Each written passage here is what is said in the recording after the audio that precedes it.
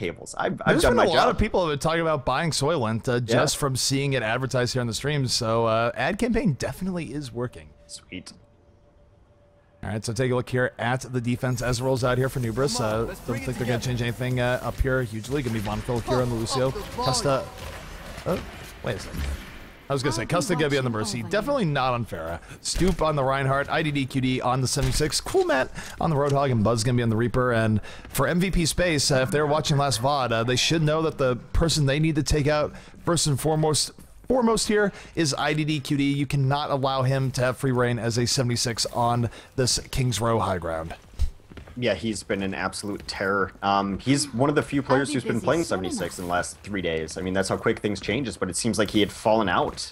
He was everywhere, and then the last 3 or 4 days, we have not seen him as much in tournaments, but IDDQD bring him back. Offensively, Poro is going to be playing the Soldier 76. June will be on Widow. Sylph is playing Mercy. Dejun on that Zarya, been phenomenal on that Zarya, by the way. Pelka is going to be playing Reaper, and Kuki will play the Diva. So a little bit of a weird composition coming off from offense. Single support. Well, I expect the Steve to just dive right in the IDDQD if he can find him right away. That would be my guess, but instead the Diva can get hooked out immediately, almost going down in the very beginning here. So Matt protecting his 76 to start things out. Diva already going to be thrown into zero suit Diva mode. Offense though, moving forward, Zarya actually pretty well charged up. Good play from here from Dejun. IDDQD though going to get first pick on the game. Dez able to take out Kuki. Kuki not able to get back into that back. I'll note that IDDQD was sort of forced off of the top here, but still though, it's a good defense from Nubris there, pushing MVP space right back here. Still though, both teams really fighting it out closely. A good poke coming up from both sides. Yeah, it's been very patient on either side. I think maybe the next fight is going to be when Sylph gets his sound barrier. They do switch off now. They're going to run a Mercy after their Blitzkrieg kind of offense did not work out for them. They will with Graviton Surge up. Pretty quick Zarya ult being built here by Dejun. Buds and Soup, though, they take out 2 in the beginning. June is down. There's not going to be a res. And Cool Matt right now just falling through with the whole hog. That's going to be 3 kills. Offense not going to be able to recover off this. They just have to wait for respawns to go from there. And look at Nubris being hyper-aggressive after they get the pickoffs they're looking for. Dejun going to fall. And Nubris looking good here. They need to hold for another 2 minutes here, but they do want to get this first point hold. It's a small thing, but when someone flips through characters like June just did, you have to wonder if they really have a secondary plan. He went on to Winston, then went on to Lucio very quickly in spawn. It seems like they're trying to figure it out on the fly. Well, looking here at Buds. Buds has Death Blossom out the right. He's going to be looking to just run right into this MVP space team. And this is the threat they have to worry about. Right now, they're worried about IDDQD and Cool Map, but Buds definitely has the power to wipe them out. He's going to be coming into the flank right now. Speed boost out. Death Blossom on the way, taking out 2, looking for the 3rd, going to get that 3rd. And they were looking all at IDDQD there, Hex. They were not thinking about Buds. Yeah, he is kind of one of the less thought of people on this roster as well, but Buds has been playing great as of late. The last like 3 games I've seen him in, he's absolutely dominated kill feeds, and it's kind of what you have at the top end. When you make someone that good and you have to have the focus of the team take out IDDQD, because you have to, let's not make any bones about it, then other people are able to step up and rock a team. Oh no, here comes the whole hog from Cool Matt. Gets right in, takes out Mercy against the wall. 3 kills coming in. Matt just funneling people into Stoop's hammer. Absolutely hilarious. The Stoop just W-mouse ones his way to a triple kill. That's going to be another team kill. And for MVP space, they only really have about 1, maybe 2 good team pushes left. They're going to be looking for the Graviton Death Blossom combo. And for them, the problem is if they don't get Custa in that, they're going to have trouble. Yeah, again, it kind of comes back to last King's Row, that if you don't get the Mercy in this Graviton, which you won't, because I think Custa's on a different map right now. He's on Gibraltar somewhere. And look at that. Stoop opens the Earth Shatter, ruins the initiation here from MVP space. And IDDQD right now with the Tac Flies are just laying in damage. Cool Matt with the fall through, and that's going to be another team wipe here for the side of Nubris. I'm not even sure why they used the res there towards the end. Sylph used the res to bring up Poor on the back. I don't think that's what they wanted. Wouldn't better off just going on for 1 more big push, because now, even as quick as Mercy ult goes, I don't think Sylph is going to have res back up for the rest of this game. And all they did was, Poro's not going to be back in. Yeah. really rough engagement there as well as they start getting cleaned up on that round. It is all in favor of Nubris right now. Heroes never die. And Nubris are just pushing MVP space back. They don't even want to deal with overtime in the least. And looks like the full hold dream is going to be real here for Nubris. They fend off MVP space, and now all they have to do to win this map, Hex, is just capture point A. Yeah, pretty easy win condition for Nubris coming out. 0. Switching sides. Yeah, it seemed like they didn't have a plan B, I guess would be the best way to talk about MVP space, because their first plan was to rush it. They ran a single support trying to bomb in, things like that. And then when they were doing their switch ups, they really didn't have like who was going to go on what. Like I mentioned, June was through like 2 or 3 different characters. Then their initiations after were a little bit suspect at best. So a little a kind of coordination flubs coming out from them on their offense, and you can't do that against a team of the quality of Nubris. So Nubris is going to be on offense for this next push against this MVP space defense, which will be Dejun on the Roadhog, Kuki will play Reinhardt, June will be on that Lucio, Pelka on Reaper, Sylph on Mercy, Poro will take the role of Soldier 76. Poro going to try and do his best IDD QD impression here on this map. But yeah, I think you touched on something key there, is that it wasn't just on mechanical play where MVP space lost that. They made some just decision-making errors in how they used ultimates. In particular, I think the one, I don't think it would have changed anything the way Nubris is playing, but that res towards the end was a game-throwing res coming out from Sylph, because you res up Poro in the back.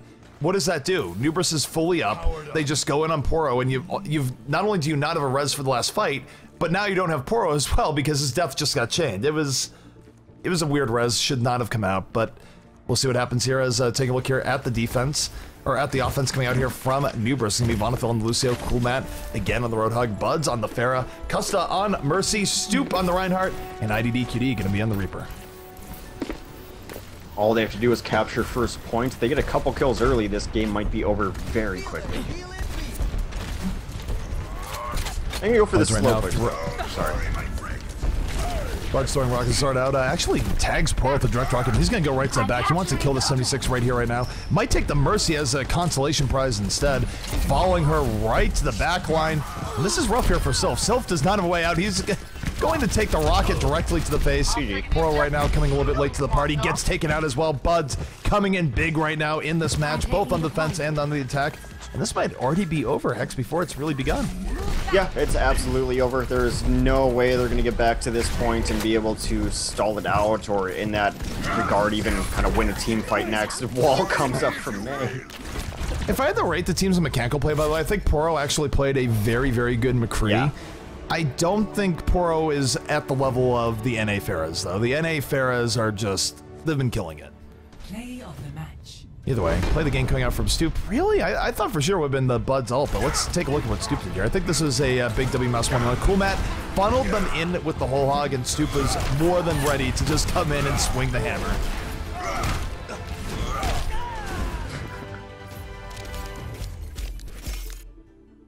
Well, of course he kicked that off, killing another Reinhardt. That's like, you can't do anything else as a Reinhardt until you kill the opposing Reinhardt.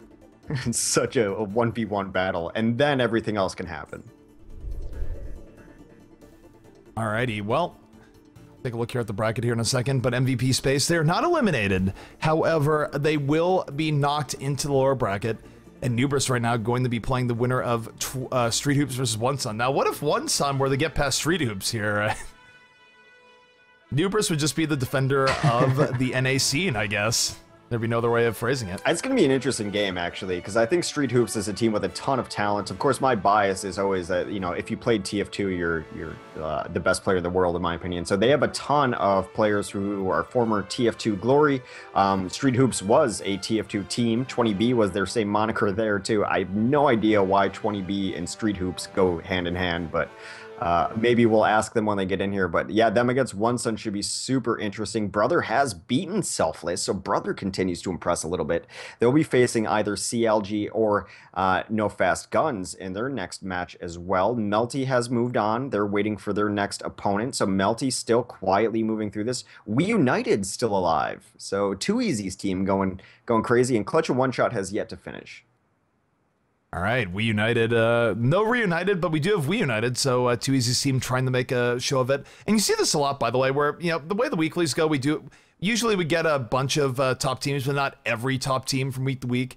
But you do notice that teams that are new or looking to prove something, they'll be playing in everything because they do want to put themselves out there for sponsors and all the rest. And We United, they not only want the team experience, but hey, they could win a weekly and start piling on the wins. You never know. A sponsor could be looking for them soon. It does look like We United, though, is going to be on a collision course now with One Shot. I would expect One Shot to be Clutch. Colorado Clutch is at a rough time of it. Yeah. You never know, though. Colorado Clutch, they could upset One Shot. I could see it going either way, but One Shot definitely with advantage there. So, and let me just bring up the bracket here for those that are watching here, so you have an idea of what in the world I'm talking about, because this is a pretty good bracket right now. Yeah, I don't know. I'm just so hesitant to pick One Shot to do this or do that. It feels like every time I think that they're like on the brink of like they're gonna do it, they're gonna take that next step. They don't, and they do it in like very poor fashion as well. Like maps that they should win, they somehow throw away. It's just kind of been their MO. I still root for them as being like the highest of tier 2 NA teams, and just have been around for a bit. Have always gotten like that. They're right at the door. They just have not found a way to open it yet. All right, so people know it's going to be best out of 3 for every round here on out as we go into the round of 8. So right now we've been following Nubris, so we might switch up here if we can. Look at the different games they're setting up. Brother has gone past Selfless, so I'm not sure that's an upset, but it's a big win for Brother in any case. Selfless, formerly known as Zen, they have had some roster changes. Blam used to be on the roster, now on CLG, or CLG as they like to be called. CLG perhaps on a collision course with Brother. Moving down, Melty has gone past that work in progress. They're going to be playing the winner of So versus, looks like Helix, is that way it's pronounced? That'd be my guess. I don't know anything about either of those two teams. Would probably favor Melty with lack of knowledge. And then here in the bottom, this is interesting. Of course, we have One Shot versus Clutch.